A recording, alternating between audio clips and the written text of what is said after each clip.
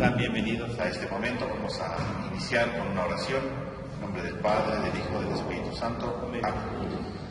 Te damos gracias, Señor, porque nos permites estar aquí reunidos. Te pedimos por cada uno de nosotros para que nos ilumines y nos ayudes a seguir profundizando en el misterio de la Semana Santa, a fin de reconocer tu presencia en medio de nosotros. Por Jesucristo nuestro Señor. Amén.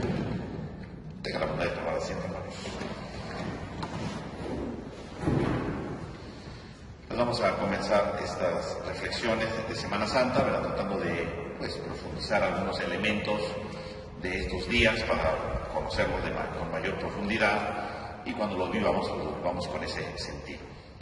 Vamos hoy a meditar sobre un signo muy importante en la Semana Santa, que es precisamente el de el lavatorio de pies, ¿no? El Jueves Santo celebramos la Última Cena, ¿verdad? Jesús que instituye la Última Cena, que instituye, ¿verdad?, el sacramento del sacerdocio, y por supuesto que deja el mandato del amor. Y en medio de esto hay un signo muy peculiar, ¿verdad?, que es el del lavatorio de los pies, que es el que más llama la atención, porque obviamente se distingue, ¿verdad?, de la parte de la misa, y a veces incluso se le llama la misa del lavatorio, pero en realidad es la misa de la institución, ¿verdad?, de la Última Cena, de la Cena del Señor, no tanto del lavatorio. Pero ¿qué es el lavatorio de los pies? Bien, pues el lavatorio de los pies es un signo que nosotros podemos encontrar, ¿verdad?, dentro de la Escritura, solamente en el Evangelio de Juan. El Evangelio de Juan nos presenta justamente el signo del lavatorio de los pies. El Evangelio de Juan, a diferencia de los otros evangelios, es distinto, ¿verdad? Es un evangelio diferente, ¿verdad? No es como los otros tres evangelios, sino que tiene algunas peculiaridades. Una de ellas es que la Última Cena, ¿verdad? Si ustedes leen la Última Cena en los otros evangelios, forman parte de la pasión de Jesús, ¿no? Jesús, ¿verdad?, que dice: preparen la cena, viene el momento de la cena, anuncia que lo van a traicionar, instituye la Eucaristía, y luego se sale al huerto de los olivos y empieza toda la pasión. En cambio, en el Evangelio de Juan, no. Si ustedes van leyendo el Evangelio de Juan, en el capítulo 13 empieza precisamente lo que sería la Última Cena, y no solamente es ahí, sino que se extiende hasta el capítulo 17. Entonces son 5 capítulos que el Evangelio de Juan le dedica a la Última Cena, en la que hay una serie de discursos y de temas que se van desarrollando a lo largo de esos capítulos. Entonces, a diferencia de los otros evangelios, la Última Cena en el Evangelio de Juan es larguísima, ¿no? Son 5 capítulos, ¿no? Y ya después de esos capítulos empieza entonces sí el relato de la pasión. Pero el Evangelio de Juan, por lo tanto, se distingue, ¿verdad?, de los otros, porque la Última Cena es mucho más larga, ¿no?, con un montón de discursos, a diferencia de los otros. Y por otro lado, algo muy interesante es que el Evangelio de Juan no narra, ¿verdad?, no narra la institución de la Eucaristía en la Última Cena. No dice el Evangelio de Juan, ¿verdad?, que Jesús tomó el pan y dijo: esto es mi cuerpo, esto es mi sangre. Eso no lo dice en la Última Cena. No aparece. Eso sí, si ustedes leen el Evangelio de Juan en el capítulo 6, es cuando él dice, ¿verdad?, mi carne es verdadera comida, mi sangre es verdadera bebida, ¿no? Ahí es cuando entonces podemos decir que Jesús habla de la Eucaristía, ¿no? Pero en la Última Cena no dice nada. En cambio, en la Última Cena empieza narrando el lavatorio de los pies. Y así es como comienza la Última Cena de Jesús, ¿verdad?, antes de su pasión. Comienza precisamente con el signo del lavatorio de los pies. Con ese signo comienza. Y entonces eso lo vemos en el capítulo 13, del versículo 1 al 15, ¿no? Dice así el Evangelio, ¿no?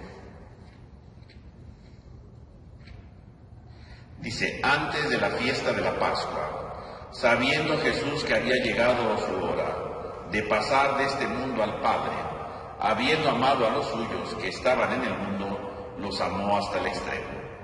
Durante la cena, cuando ya el diablo había puesto en el corazón a Judas Iscariote, hijo de Simón, el propósito de entregarlo, sabiendo que el Padre le había puesto todo en sus manos y que había salido de Dios y a Dios volvía, se levanta de la mesa, se quita sus vestidos y, tomando una toalla, se la ciñó. Luego echó agua en un lebrillo y se puso a lavar los pies de sus discípulos y a secárselos con la toalla que se había ceñido. Llega a Simón Pedro y éste le dice: Señor, ¿tú lavarme a mí los pies? Jesús le respondió: lo que yo hago tú no lo entiendes ahora, pero lo comprenderás más tarde. Le dice Pedro: no me los lavarás los pies jamás. Le respondió Jesús: si no te lavo, no tienes parte conmigo. Le dice Simón Pedro, Señor, no solo los pies, sino hasta las manos y la cabeza. Jesús le dice, el que se ha bañado no necesita lavarse, porque está todo limpio, y ustedes están todos limpios, aunque no todos. Sabía quién le iba a entregar y por eso dijo, no todos están limpios. Después que les lavó los pies, tomó sus vestidos, volvió a la mesa y les dijo, ¿comprenden lo que he hecho con ustedes? Ustedes me llaman maestro y señor, y dicen bien, porque lo soy. Pero si yo que soy maestro y señor les he lavado los pies a ustedes, también lávense los pies unos a otros, porque yo les he dado ejemplo para que también ustedes hagan lo que yo he hecho por ustedes. En verdad les digo, no es más el siervo que su amo, ni el enviado más que el que lo envía. Muy bien, pues ahí tenemos este texto, ¿verdad?, del Evangelio de Juan, ¿no?, que nos va narrando precisamente pues estos elementos, ¿no? Entonces podemos ver cómo el relato, ¿verdad?, del lavatorio de los pies va en primer lugar presentando como un título, ¿no?, porque dice el versículo 1, antes de la fiesta de la Pascua, sabiendo Jesús que había llegado su hora de pasar de este mundo al Padre, habiendo amado a los suyos, los amó hasta el extremo. Esa es la presentación de todo, la introducción de todo, y pareciera como el título de todo, no solo del capítulo, de toda la pasión, porque en realidad este título va reflejando todo lo que va a ser la última cena, ¿no?, preparándonos a la pasión, ¿no?, sabiendo Jesús que había llegado su hora, ¿no?, por eso, de pasar de este mundo al Padre, porque finalmente, ¿qué va a ser la pasión? El encuentro final con el Padre, ¿no? Así va terminando en el capítulo 20, que dice, en la resurrección Jesús se le aparece a María Magdalena y le dice, subo a mi Padre y su Padre, ¿no?, el que tiene que ir al Padre, ¿no? Por lo tanto, está diciendo precisamente aquí la importancia, ¿verdad?, de lo que viene a continuación. Entonces, este versículo 1 es la presentación de todo lo que va a venir a continuación. Ahora, dice, antes de la fiesta de la Pascua, ¿no?, lo pone así, ¿no?, antes de la fiesta de la Pascua. Y curiosamente, cuando habla de la Pascua, no habla la Pascua en dónde, no dice en Jerusalén, no dice en el lugar, no dice, ¿verdad?, que sea la Pascua de los judíos. Si ustedes leen el Evangelio de Juan, siempre que habla de la Pascua, ¿no?, antes de este episodio, siempre que habla de la Pascua, dice la Pascua de los judíos. Era la Pascua de los judíos. Ya estaba cerca la Pascua de los judíos. Siempre a lo largo, ¿verdad?, del Evangelio, antes del capítulo 13, siempre que nombra la Pascua, dice la Pascua de los judíos, siempre. En el Evangelio de Juan, en nosotros no, en el Evangelio de Juan. ¿Por qué siempre dice la Pascua de los judíos? ¿Por qué el Evangelio de Juan insiste? ¿Y por qué aquí en el versículo 1 no dice la Pascua de los judíos? Dice la fiesta de la Pascua, pero le quita de los judíos. ¿Cuál es la diferencia? Esto es muy importante, que a veces cuando uno va leyendo pues puede pasar desapercibido, ¿no? Pero tiene un valor, ¿no? ¿Por qué siempre habla de los judíos y de repente aquí ya no habla de los judíos? Nada más dice la Pascua, sin ponerle apellido, ¿no? Porque para el Evangelio de Juan, ¿verdad?, dice él, ¿no?, Pascua de los judíos, para hacer referencia precisamente a que la Pascua que se celebraba, ¿verdad?, en la época de Jesús, era de los judíos, pero no tenía nada que ver con Jesús ni con los suyos, ¿no? Era la Pascua de los judíos, eran sus ritos, era su manera de verla, ¿no? Y por lo tanto estaba encerrada en ciertos rituales que no tenían sentido. O sea, San Juan está atacando a los judíos con esto, ¿no? Cada vez que dice la Pascua de los judíos, como diciendo su Pascua, ¿no? No tiene nada que ver con nosotros. Porque en la época en que se escribió el Evangelio de Juan, ¿no?, estamos a finales del siglo I, había habido una ruptura, ¿verdad?, entre la comunidad cristiana, ¿verdad?, de los discípulos de Juan, sobre todo, con los judíos, ¿no? Mutuamente se habían excomulgado, entonces había una rivalidad muy fuerte. Entonces el Evangelio de Juan, por eso continuamente ataca o hace críticas muy duras a los judíos. Por eso cuando dice la Pascua de los judíos, está siendo muy duro, está diciendo, es su Pascua de ellos, no tiene nada que ver con nosotros, ¿no? Es la de ellos atrapados en sus ritos, atrapados en sus cosas, pero no tiene nada de liberación, no tiene ningún sentido. Por eso el Evangelio de Juan habla siempre la Pascua de los judíos. Sin embargo, aquí no dice la Pascua de los judíos. ¿Por qué? Porque la Pascua de la que va a hablar es la Pascua de Jesús. Y la Pascua de Jesús no es la Pascua de los judíos, es la de Jesús. Es una Pascua distinta, es una Pascua nueva, no es una Pascua diferente. Por lo tanto, por eso le quita la palabra y de los judíos, ¿no?, la Pascua de los judíos. Nada más dice, ya llegó la hora de la Pascua, o sea, es el momento de la libertad auténtica. Ahora sí viene la verdadera Pascua. La nueva Pascua que Jesús va a inaugurar. La nueva Pascua que le va a dar sentido a todo. La nueva Pascua que viene a transformarlo todo. La Pascua. Fíjense cómo Jesús, entonces en este texto, San Juan en este texto hace ver que Jesús viene a inaugurar una nueva Pascua, ¿no? Por eso le quita la palabra de los judíos. Dice, sabiendo que había llegado la hora de pasar de este mundo al Padre. Por lo tanto, dice, Jesús supo que era el momento de su hora. El tema de la hora, la palabra hora, es muy importante también en el Evangelio de Juan. Si ustedes se acuerdan, ¿verdad? Ya en el capítulo 2, en las bodas de Caná, cuando la madre de Jesús va y le dice, ¿verdad? Es que se les acabó el vino, ¿verdad? Y entonces, ¿qué le contesta Jesús? Mujer, a ti y a mí, que todavía no ha llegado mi hora. Ahí empieza la hora. ¿Y qué era la hora? Pues la hora es la entrega, ¿no? La hora se refiere en el Evangelio de San Juan al momento de la cruz, ¿no? Al momento de la gloria en la cruz. Todavía no ha llegado mi hora. Y entonces aquí dice, consciente de que había llegado su hora. Ahora sí ya llegó la hora. El momento en el que Jesús va a morir. El momento en el que Jesús va a dar su vida. Ha llegado la hora. Ha llegado el momento determinado, ¿no?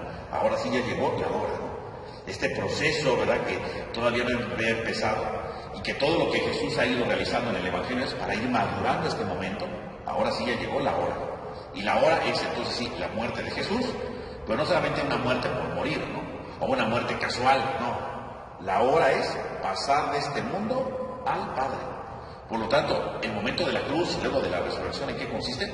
En el encuentro definitivo con el Padre. Un encuentro con el Padre. Por lo tanto, la cruz no hay que verla solamente como un abandono de Dios, no. Es el encuentro especial con el Padre. La cruz, ¿verdad?, en el Evangelio de Juan es el momento privilegiado con el Padre, en el que se va a encontrar con su Padre. Es un momento fundamental, ¿no? Es un momento muy importante, ¿no? Jesús que viene a encontrarse definitivamente con su Padre. Entonces, la hora de pasar de este mundo al Padre, entonces es el momento grande, ¿verdad?, en que se va a encontrar con su Padre y entonces va a vivir en profunda comunión con el Padre, ¿no? Entonces, va marcando esto, ¿no? Va marcando que Jesús tiene el gran momento de encontrarse con su Padre y por lo tanto ya ha llegado la hora, ¿no? La hora es esto. Y entonces dice, y habiendo amado a los suyos que estaban en medio del mundo, y les demostró que los amaba hasta el extremo. Por lo tanto, la hora es encontrarse con el Padre, pero la hora en qué consiste en amar a los suyos, ¿no? Es un momento de amor. Pero dice, un momento de amor profundo, ¿no? De haberlos amado hasta el extremo. ¿Qué significa el extremo? Pues el extremo es el límite, ¿no? O sea, donde ya no hay más, ¿no? Hasta donde se puede, ¿no? Al amor más grande, ¿no? El extremo es a donde uno topa con pared, por así decirlo, ¿no? Después de ahí no hay más. O sea, Jesús los ha amado hasta el extremo, ¿no? Los ha amado totalmente, los ha amado en su totalidad. No es que los amó por cachitos, ¿verdad?, o un pedacito de amor. No, el amor de Jesús es pleno, ¿no? Los amó hasta el extremo, ¿no? Un amor total, un amor pleno, ¿no? Incluso esta palabra hasta el extremo tiene una base en la Biblia, ¿no? Si nosotros leemos en el libro del Deuteronomio, ¿no?, 31:24, dice el libro del Deuteronomio, cuando Moisés terminó de escribir los artículos de esta ley, hasta el extremo, o hasta el final se traduce, ¿no? Hasta el extremo, marcando que Moisés escribió todo, ¿no? Cuando dice hasta el extremo, hasta el final, significa Moisés escribió la ley hasta el extremo, hasta el final, hasta todo, o sea, no le faltó ninguna ley. No es que le quede una ley ahí pendiente, ¿verdad?, que se le olvidó, no. Cuando dice terminó de escribir todos los artículos de la ley, hasta el extremo, o sea, Moisés lo escribió hasta el final, o sea, no le faltó ninguna ley, no le faltó nada. Entonces cuando dice el Evangelio de Juan, los amó hasta el extremo, es, no le faltó a Jesús nada de amor, nada. Amó en totalidad, ¿no? En totalidad. Siempre los amó, ¿no? Siempre. Y entonces Jesús los ha amado. Y fíjense qué curioso, porque dice, amó a los suyos. Y cuando dice a los suyos, también, ¿verdad?, podemos ver otro elemento muy importante aquí. Los suyos, ¿verdad?, lo dice al principio del Evangelio de Juan, algo muy importante, ¿no? Dice el Evangelio de Juan en el capítulo 1, cuando empieza el Evangelio 1:11, dice San Juan 1:11. Vino a los suyos y los suyos no lo recibieron. Así dice Juan, así comienza el Evangelio. Vino a los suyos y los suyos no lo recibieron. Pero ahora cuando dice aquí, habiendo amado a los suyos, no se refiere a esos suyos. Esos son los que no lo recibieron. Esto es un nuevo grupo que Jesús está teniendo, ¿no? Hay una comunidad nueva. A esos somos a los que ha amado hasta el extremo. A esos son los que viene amado.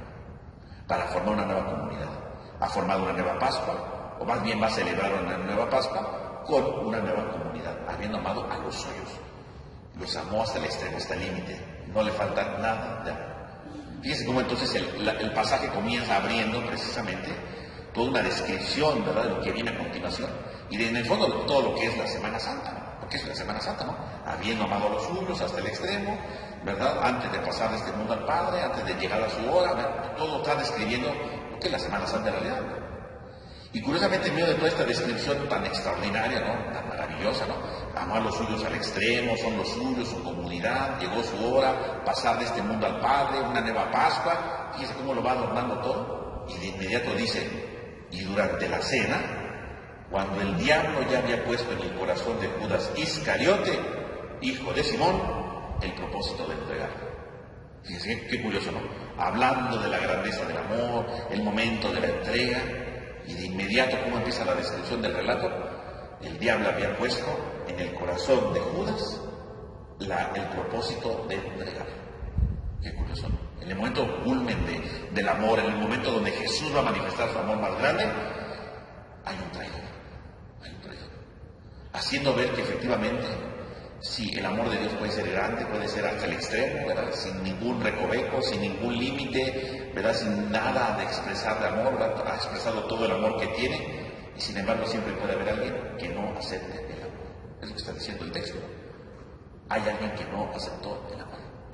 ¿Por qué? Porque permitió que el diablo le pusiera en su corazón, ¿no? Y el corazón, pues, en la Biblia es el lugar de la sabiduría, ¿no?, de los grandes pensamientos. Que el diablo lo ponga en el corazón, que está diciendo, hizo que un pensamiento fundamental de Judas fuera entregar a Jesús. Le puso ahí esto. Y entonces hay una nueva cena, digo, hay una nueva Pascua, claro, pero a pesar de esto aparece el diablo. Y obviamente el diablo, entendido aquí, ¿verdad?, como el que divide. Recordemos que la palabra diablo significa el que divide. Entonces es el que viene a dividir ese momento de amor para poner en el corazón de Judas, en el centro de su pensamiento, de su sabiduría, entregar a Jesús. Ahora, esta idea, esto es algo muy importante, que está diciendo, en el momento del grande amor, hay alguien que lo puede rechazar.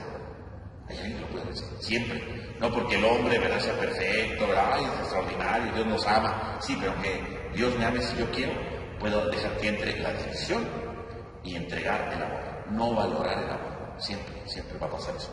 Es una cosa real. No significa que como ya llegó Jesús, ya todo el mundo va a aceptar el amor. No, al contrario, ha llegado el momento de la traición. A veces este versículo, ¿verdad?, se llega a interpretar, ¿no?, como si Judas estuviera predestinado a entregar a Jesús, ¿no? Pues le tocaba entregarlo, ¿no? O sea, ya ni modo, ¿no? Llegó el diablo y pues le tocó a Judas el papel del traidor. No. Si no es una obra de teatro donde cada quien tiene un papel, no. Cuando dice que el diablo llegó, ¿verdad?, y puso en el corazón el deseo de entregarlo, es porque Judas aceptó, ¿verdad?, permitió que esa división entrara en su corazón. No porque le tocaba, pues, porque si fuera eso, pues entonces Judas no sería un traidor, ¿no? Si a Judas le tocaba el papel de entregar a Jesús, pues entonces, pues sería, pues no podemos decir es un traidor, pues no soy traidor, a mí me tocaba ser el traidor. Yo soy el papel del traidor, ¿quién es? Yo. Bueno, pues ni modo, no. Entonces no habría libertad, Judas no sería libre, ¿no? Hubiera sido obligado. Judas no es obligado. Que diga que el diablo entró no es porque le tocaba, no. Que el diablo entró significa que él consintió que entrara esa división, que él consintió que entrara ese pensamiento, que él consintió que eso fuera lo que le llevara ahí. Entonces lo deja que entre, pero es libre. Obviamente Dios va a decir, no, lo vas a entregar, ¿no? Va a realizar, ¿verdad?, las cosas a partir de lo que Judas ha decidido. Si Judas hubiera decidido otra cosa, pues Dios hubiera hecho el plan de otra manera, ¿no? O sea, Dios se está valiendo de los hombres, pero desde su libertad, no está obligando a nadie, ¿no? Porque si hubiera sido obligado Judas, pues hubiera sido, ¿cómo se llama? Pues inocente, ser inocente. Dios me obligó, pues no es pecador, al contrario, es un modelo de vida, ¿verdad? Es bien obediente, pero no, libremente aceptó él, ¿no? Él permitió que entrara la división, ¿no? Él dejó, ¿verdad? No es que estuviera predestinado, no, él dejó que entrara eso libremente y se cerró al amor, ¿no? Sobre esto, ¿verdad?, dice el Papa Benedicto XVI, ¿no? Dice el Papa Benedicto: en Judas vemos la naturaleza del rechazo del amor, de una manera muy clara. Dice, juzga a Jesús según las categorías del poder y del éxito. Para él solo existe la realidad del poder y del éxito. El amor no cuenta nada y es ávido. El dinero es más importante que la comunión con Jesús, más importante que Dios y su amor. De este modo se convierte también en un mentiroso, porque hace un doble juego y rompe con la verdad. Vive en la mentira y pierde el sentido de la verdad suprema, que es Dios. Así se endurece, se hace incapaz de la conversión, de emprender el regreso confiado como el hijo pródigo y tira la vida destruyéndola. Fíjense, el Papa es muy contundente. Vean cómo el Papa reconoce la libertad de Judas, ¿no? Dice, vemos en Judas el rechazo del amor. O sea, Judas lo está rechazando, ¿no? Está predestinado, él lo rechaza, ¿no? Dice, ¿por qué lo rechaza? Dice el Papa. Porque está juzgando a Jesús según las categorías del poder y del éxito. Ese es el problema. ¿Por qué Judas decide entregar a Jesús? Dice el Papa. Porque él está viendo a Jesús como alguien que tendrá que tener poder, como alguien que tendría que tener éxito, ¿no? Como alguien que es todopoderoso, ¿no? Ese tendría que ser Jesús, ¿no? Y Judas está juzgando desde eso. Alguien que sea poderoso, alguien que sea exitoso, pero resulta ser que Judas, ¿verdad? No se percata de la verdadera enseñanza de Jesús. Porque Jesús pues, no es que esté buscando el poder ni el éxito, ¿no? Cuando lo quería nombrar rey, ¿qué hizo? Se fue al monte, ¿verdad? A la montaña para no ver a nadie. No está buscando el poder ni el éxito. Obviamente Judas, cuando está juzgando a Jesús de esa manera, pues dice, no conviene, ¿no? O sea, Jesús nos está defraudando, ¿no? Para él solo existe la realidad del poder y del éxito, pero el amor no cuenta para nada, dice el Papa. Efectivamente, Judas ve a Jesús desde el poder y el éxito, ¿no? Cuando hay multitudes que lo aplauden, que lo quieren hacer rey, que es todopoderoso, está con él. Pero cuando empieza a ver que Jesús rechaza todo eso, no se da cuenta de que Jesús no viene a eso, viene a amar, ¿no? Y viene a dar una enseñanza de amor. Para él el amor no cuenta, dice el Papa, efectivamente. Está juzgando a Jesús desde una categoría que es equivocada, que está lejos de la predicación de Jesús. O sea, nunca entendió el mensaje de Jesús, ¿no? Y por eso dice el Papa, él es ávido, ¿no? El dinero es más importante que la comunión con Jesús, más importante que Dios y su amor. Pues como Jesús no le funciona, porque no busca el poder, no busca el éxito, como Jesús no funciona, pues sobre el dinero, ¿no? Por lo menos una ganancia, dice el Papa, ¿no? Está buscando una ganancia. De este modo se convierte también en un mentiroso y hace el doble juego, rompiendo con la verdad.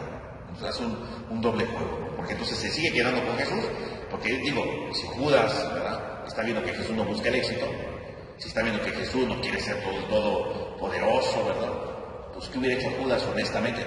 Pues hubiera ido. En el capítulo 6 justamente, ¿no? Después de la multiplicación de los panes, lo quieren hacer rey, Jesús escapa a la montaña. Luego la gente lo sigue buscando, ¿verdad? Jesús lo regaña, ¿no? Dice, ustedes me buscan porque les di de comer gratis, ¿no? Y empieza a dar todo el discurso, ¿verdad?, del pan de la vida. Yo soy el pan de vida.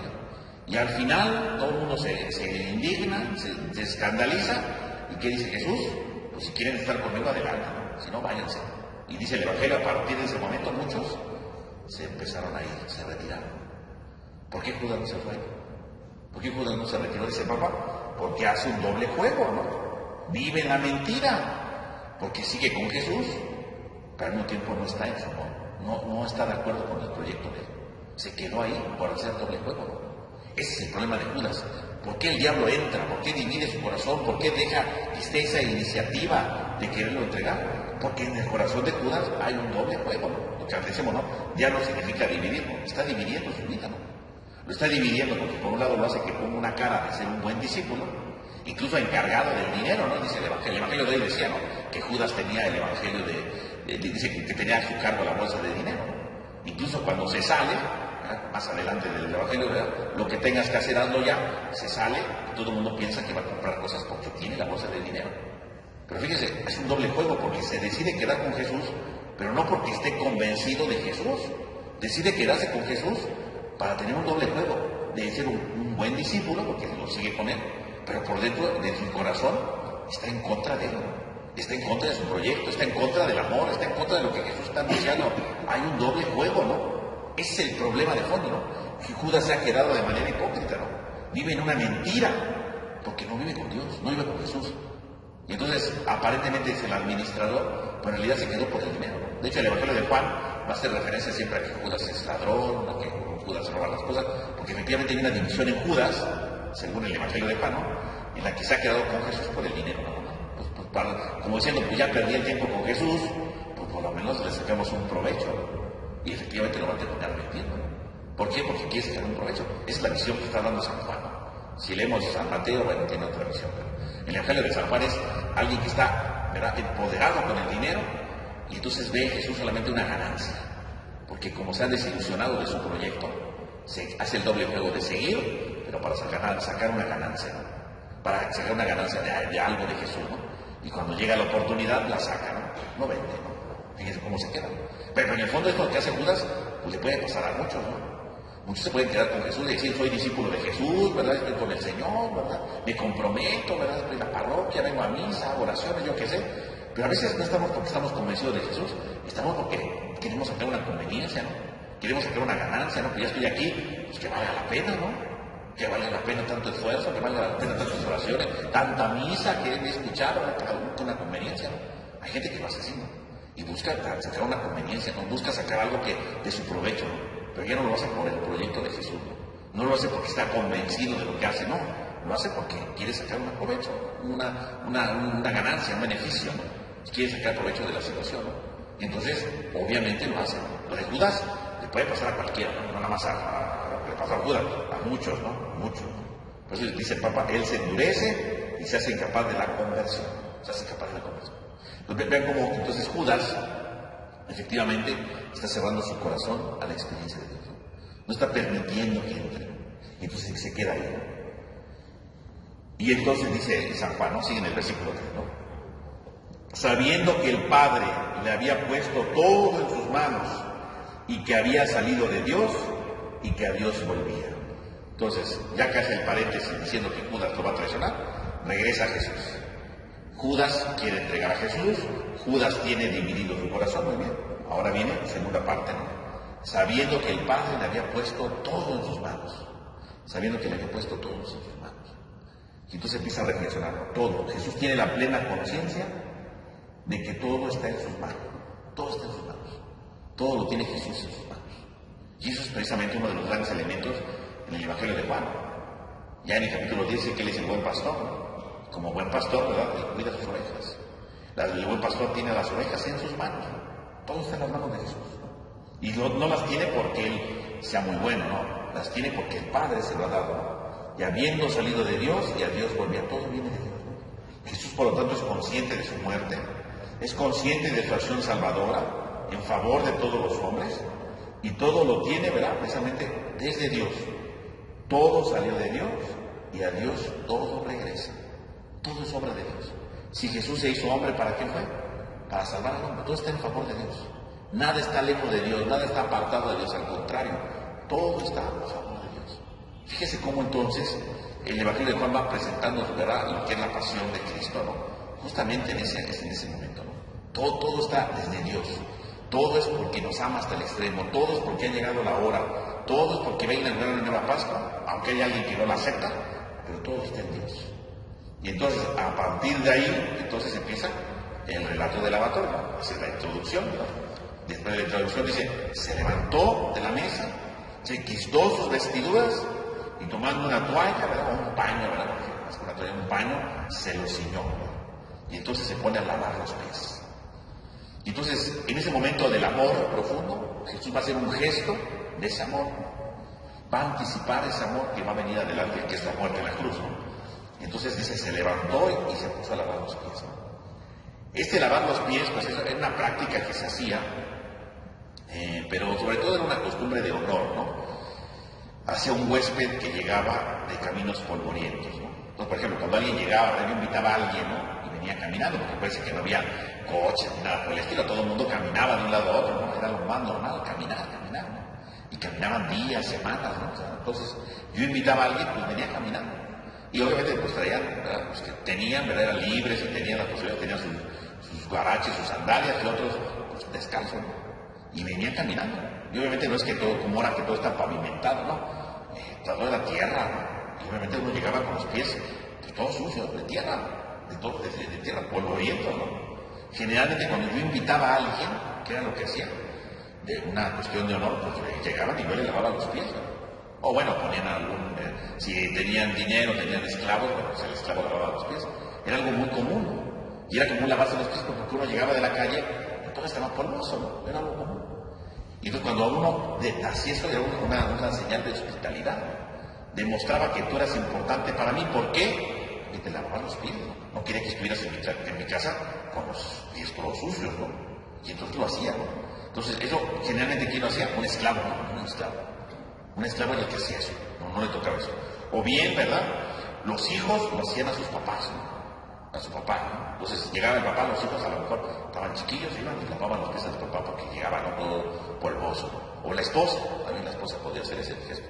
Pero no es un gesto que haga cualquiera, ¿no? Entonces, por ejemplo, el padre de familia jamás iba a lavar los pies, ¿no? Nunca, eso no lo iba a hacer, ¿no?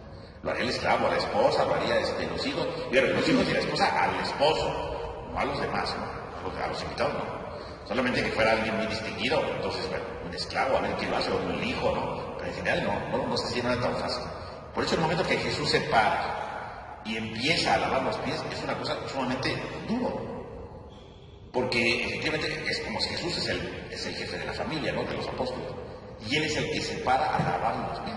Si alguien tendría que haber lavado los pies sería los apóstoles a Jesús, pero no al revés, ¿no? Por eso cuando Pedro ve este signo no lo entiende, ¿verdad? Dice, esto está rarísimo, ¿no? Esto no tiene sentido. Nunca el jefe de la familia va a lavar los pies, nunca. Y menos le va a lavar a los inferiores, ¿no? Porque es lo que está pasando, ¿no? Él es el maestro, ellos son los discípulos, no son inferiores. El maestro no puede lavarle los pies a alguien inferior, a sus discípulos, no puede ser. Es como si el papá se levantara y le lavara los pies a los hijos. Eso no puede pasar. No tiene sentido, ¿no? O es como si el dueño de la casa se levantara y le lavara los pies al esclavo. Menos, ¿no? Eso no se puede hacer. Por lo tanto, lo que Jesús está haciendo es romper una norma de humanidad, ¿verdad? De buena costumbre de aquellos días, ¿no? Por eso cuando Pedro ve eso, no quiere que lo haga Jesús. Y obviamente los demás apóstoles no nos dicen qué pasó, pero para todos los apóstoles fue una cosa durísima, ¿no? O sea, eso, en la mentalidad de ellos es algo sumamente duro, ¿no? Como el jefe de la familia está haciendo eso, ¿no? No lo puede creer. No puede captar que esté sucediendo eso, ¿no? Por eso de inmediato se pone, ¿verdad? Pedro muy agresivo. Ahora, fíjese cómo lo va describiendo San Juan. Dice, se levantó de la mesa, se quitó su manto y tomando una toalla se la ciñó, ¿no? Un paño, ¿no? Levantarse, pues, es un signo de disposición a servir. Le levantó, o sea, la cosa es muy interesante porque está la mesa, y no es la mesa como la de nosotros con sillas, ¿no? Ellos estaban por celebrar la Pascua, entonces era la mesa, era una comida solemne, era un banquete, ¿no? Y entonces comían recostados. La imagen es que está la mesa chaparrita, ¿verdad? Todos están recostados y de repente Jesús se pone de pie en medio de la cena, ¿no? Entonces todo el mundo se sorprende porque ¿por qué Jesús se levanta, no? Alguien se levanta en ese momento para servir, a hacer algo, ¿no? Pero no se va a levantar Jesús. Jesús es el maestro. Él no se tiene por qué levantar. Él tiene que comer recostado, es el maestro. Que él se levante, obviamente, es la primera cosa, ¿no? ¿Por qué Jesús se pone de pie? Él no debería de ponerse de pie en ese momento. Sin embargo, Jesús se pone de pie para ser servidor, ¿no? Y luego dice, se empezó a quitar su manto, ¿no? Y este quitar, el verbo quitar, ¿verdad? El verbo quitar, es el mismo verbo que utiliza San Juan en el capítulo 12, ¿no? Cuando dice, a mí nadie me quita la vida. Es el mismo verbo quitar. Por lo tanto, el quitar las vestiduras, o el manto, ¿no? Se refiere no solamente a que se quitó la ropa, ¿verdad? Bueno, el manto en ese momento, sino está diciendo que está despojándose de su vida. Por lo tanto, el lavatorio de los pies podemos decir que es un anticipo de su muerte en la cruz, donde Jesús se va a despojar de su vida. Pero Él es el que se quita el manto, nadie se lo quita, ¿no? Él lo quita, ¿no? Ya en el capítulo 10 dijo, ¿no? A mí nadie me la quita, yo la doy, ¿no? Yo la entrego. O sea, la vida la está entregando Él. Por eso el acto de quitarse el manto es un anticipo de lo que está a punto de suceder. ¿Qué va a pasar dentro de poco? Jesús va a morir en la cruz. Y entonces, como va a morir en la cruz, ¿qué hace? Se quita el manto anticipando precisamente que Él va a quitarse la vida. Bueno, que le van a quitar la vida, pero porque Él ha decidido quitársela, ¿no? Nadie me la quita a mí, yo la doy. Por eso en el Evangelio de Juan, ¿verdad? Todo el momento de la cruz, pues no es un momento de tristeza, ¿no? Al contrario, el momento de la cruz es un momento del amor más supremo, ¿no? Es el momento de la gloria. Jesús va a dar totalmente su vida, ¿no? Entonces se despoja del manto y empieza entonces a entregarlo todo. Entonces fíjense cómo Jesús está quitándose ese manto, anticipando que Él se va a quitar, que Él va a entregar su vida, no tanto quitarlo, Él va a entregar su vida, porque Él quiere. Y lo va precisamente a demostrar, no solo quitándose el manto, sino dando un acto de servicio. lavando los pies. Entonces el lavatorio de pies sirve para ver un signo de servicio, pero también el lavatorio de pies significa algo más. Significa que Jesús está entregando su vida por los demás. Es un anticipo de su muerte. Es lo que significa el lavatorio de pies. Y ahí comienza todo. Y entonces empieza a lavar los pies, ¿verdad? Que es este signo de máximo servicio. Jesús se pone como servidor. Y es entonces cuando llega con Pedro, ¿no? Y entonces de inmediato le dice, tú a mí lavarme los pies, ¿no? O sea, Pedro de inmediato, ¿no? Tú a mí lavarme los pies. O sea, como enojado, ¿no? ¿Cómo me vas a lavar a mí los pies? ¿No? Tú a mí lavarme. O sea, no entiende lo que Jesús hace, ¿no? O sea, no entiende que Jesús viene a salvarlo, no entiende que Jesús viene a amarlo, no entiende que Jesús nada, ¿no? Tú no me puedes lavar a mí los pies, ¿no?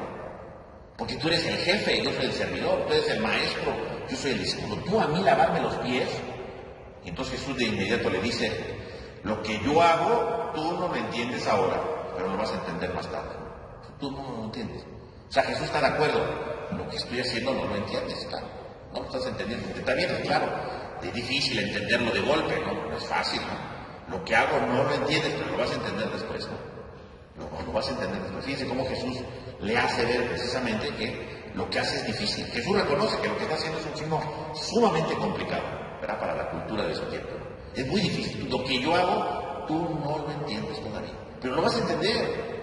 O sea, esto que estoy haciendo es difícil para ti, pero vas a descubrir el sentido profundo de esto, ¿no? Todo esto tiene un sentido, todo esto tiene un valor, y lo vas a entender después. O sea, Jesús está convencido, lo vas a entender después. Porque obviamente después de la muerte en la cruz, obviamente Pedro va a descubrir otro tipo de cosas, ¿no? Va a descubrir otras realidades, pero lo tiene que entender después, ¿no? No lo va a entender ahorita, pero tú déjate lavar, o sea, luego lo vas a entender.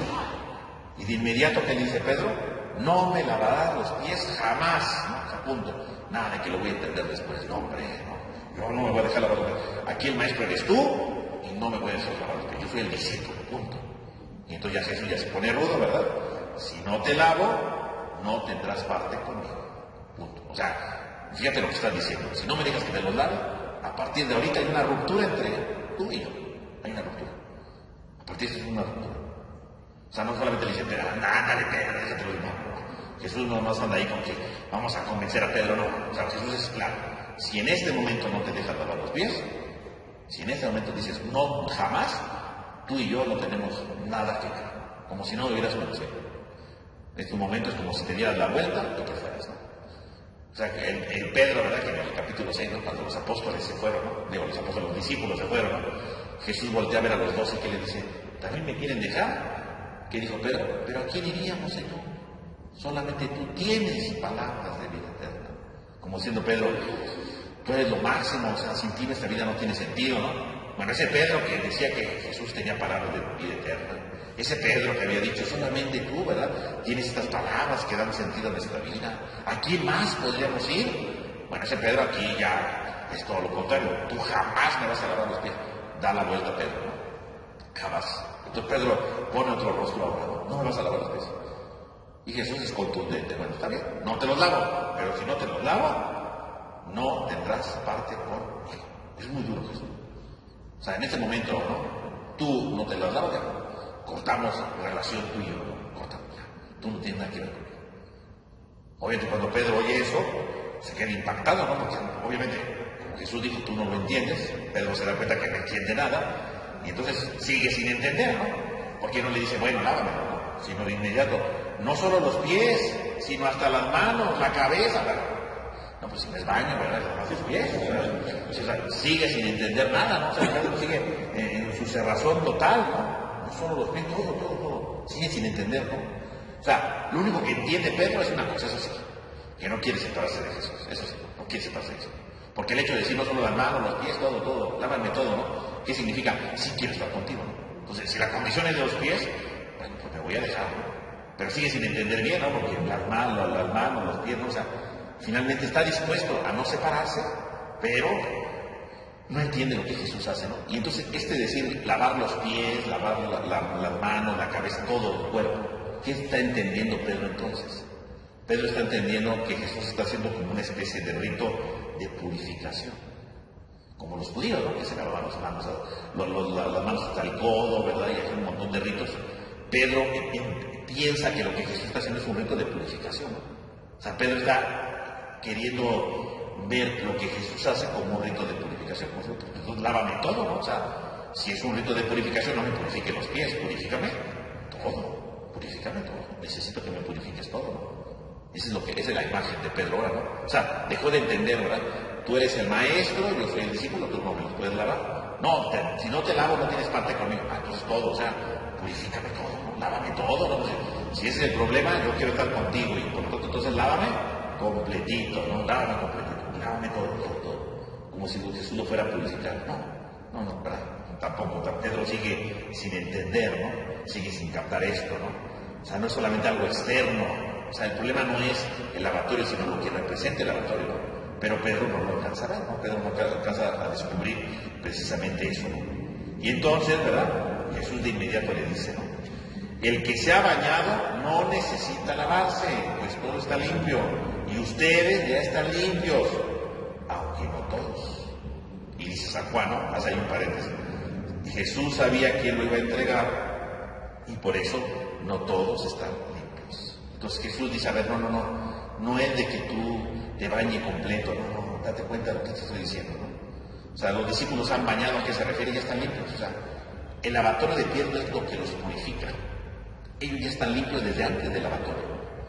No es que cuando Jesús lava los pies, ¿verdad? En ese momento quedan limpios. No, ellos ya estaban limpios antes del lavatorio.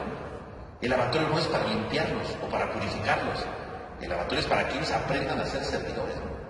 Para que se den cuenta de ese servicio, que todos son iguales, ¿no? Esa es la enseñanza del lavatorio. El problema es que Pedro no está entendiendo y por eso dice, no, ustedes ya están bañados, ya están limpios. O sea, ustedes ya estar limpios significa ya hay una relación con Dios, ustedes ya se relacionan con Dios. Antes de que yo les lavara los pies, ya tienen una buena relación con Dios. Todo lo que yo les he enseñado, todo lo que yo he vivido con ustedes, ya les ha ayudado precisamente ¿para qué? Para que tengan una buena relación con Dios, para que vivan unidos con Dios, para que vivan relacionados con Dios. Ustedes ya están limpios, o sea, ustedes ya viven una relación profunda con Dios. Es lo que está diciendo aquí Pedro, ¿no? Usted ya tiene, perdón, Jesús, está diciendo Jesús, ya usted ya estaba limpio desde antes. Estar limpio significa estar bien con Dios. Ustedes ya están bien con Dios. No tienen que hacer más. Ya están bien con Dios, ya están perfectos con Dios. Antes del lavatorio ya estaban perfectos. Por lo tanto, el lavatorio no es para estar limpio, no es para eso. El lavatorio no es para que estén bien con Dios, no. El lavatorio tiene otra enseñanza. Pero dice, aunque no todos. Por eso dice San Juan, porque Jesús sabía que lo iba a entregar. O sea, Jesús dice, sí, o sea, todos ustedes ya están limpios, ya todos ustedes ya están con Dios. Pero hay uno que no está limpio, ¿por qué? Porque hay uno que no está con Dios, ¿no? Hay uno que, como ya decíamos, ¿no? Judas, que ya había cerrado su corazón al amor, y por lo tanto, dado que ya había cerrado el corazón al amor, ya estaba lejos de Dios. Por eso dice, no todos. Entonces, Jesús no lavó los pies para purificarlos, ¿no? Para decir que estaban bien con Dios, ¿no? Ellos ya estaban bien con Dios desde antes. El rito del lavatorio es otra. Por eso de inmediato Jesús, ¿verdad? Termina el lavatorio y entonces dice, después de que lavó los pies, fíjense, la Biblia de Jerusalén traduce así, ¿no? Después de que lavó los pies, tomó sus vestidos y volvió a la mesa. Pero está mal traducido, ¿no? Que literalmente dice, después de que le lavó los pies, tomó su manto y se recostó a la mesa. Tomó su manto. Claro que la Biblia lo traduce como los vestiduras, porque pues ya, pero aquí es muy importante el manto. ¿Por qué? Porque cuando se levantó, ¿qué dijo? Jesús se levantó de la mesa, se quitó el manto y tomó el paño o la toalla, ¿verdad? Y se la ciñó. Dice que cuando terminó de lavar, ¿qué hizo? Se puso el manto, pero nunca dice que se quitó la toalla o el paño. Y el amarrarse aquí la toalla o el paño, ¿qué significa? El signo del servicio, ¿no? O sea, se puso el manto, pero nunca se quitó el paño. No dice San Juan y se desamarró, no dice que se desamarró la toalla. Porque lo que está diciendo San Juan es que Jesús se quedó con la toalla, está directamente, ¿no? No está diciendo, porque sí dijo que se la puso, pero nunca dijo que se la quitó. Por lo tanto está diciendo que Jesús sigue ceñido, ¿no? En señal de ser servidor, ¿no? En señal de ser servidor. Y luego dice, y se recostó a la mesa. Y recostar, decíamos que comían recostados para esos tipos de banquetes, pero algo muy importante, comer recostado era un símbolo de la libertad. Era un símbolo de ser libre. Entonces fíjese, él se deja al ceñidor, se pone el manto y se recuesta, pero con la toalla, ¿verdad? Con el paño aquí amarrado. ¿Por qué? Porque está diciendo que no porque él sea servidor, deja de ser libre. Porque como decíamos, ¿quién se ocupaba de lavar los pies?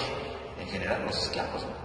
O sea, Jesús estaba portando como esclavo en ese momento, ¿no? Lavándole los pies a los discípulos, estaban tomando un papel de esclavo, ¿no? Y curiosamente se deja el ceñidor, la toalla, y se recuesta como diciendo, aunque tenga el ceñidor, aunque le lavé los pies a usted, yo me puedo recostar porque soy libre. No porque hice esta labor, significa que soy esclavo, yo soy libre. Fíjate, esto es una cosa que a veces puede pasar desapercibida por las traducciones, ¿no? Pero es muy importante porque Jesús se queda entonces con ese signo para decir, sigo siendo servidor, siempre he venido a servir, ¿no? Siempre soy servidor, como dicen nosotros evangelios, ¿no? Yo no vine, el Hijo del Hombre no vino a ser servido, sino a servir, ¿no? Entonces es lo mismo aquí, ¿no? Vine a servir, entonces me dejo el ceñidor y me recuesto para decir, yo sigo siendo libre. No porque lavo los pies soy esclavo, no, yo soy libre, ojo. Y de inmediato entonces sí les dice, ¿verdad? Ya que se recuesta, le dice, ¿comprenden lo que he hecho con ustedes? ¿Comprenden? O sea, ¿están entendiendo lo que hice?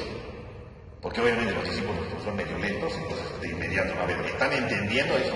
O sea, ¿están entendiendo que todo lo que yo hice es para demostrar un acto de servicio? ¿Están entendiendo que esto es un acto de servicio o no lo han entendido? Ustedes me dicen maestro y señor y dicen bien, porque lo soy. Si soy maestro y señor, pero así como soy maestro y señor, les he lavado los pies y ahora ustedes también tendrán que lavarse. Es decir, yo que soy el maestro y señor, me he dignado a lavar los pies, que no tendría por qué hacerlo, pero ¿por qué lo hago? Porque en esta comunidad todos somos iguales. Porque en esta comunidad no es que uno se sienta superior, todos somos iguales, todos tenemos que ayudarnos, todos tenemos que compartir, ¿no? ¿Han comprendido esto? Y si no han comprendido, lávense los pies los unos a los otros. Claro, no es que ahí se pusieron a lavar los pies, no dice San Juan que en ese momento se pararon todos a lavar pies, no dice que haya pasado eso. ¿Qué es lo que está diciendo Jesús? Así como yo lavo, también tendrían que lavarse ustedes los pies. Todos tendrían que ser servidores. Está dando un modelo de servicio, ¿no?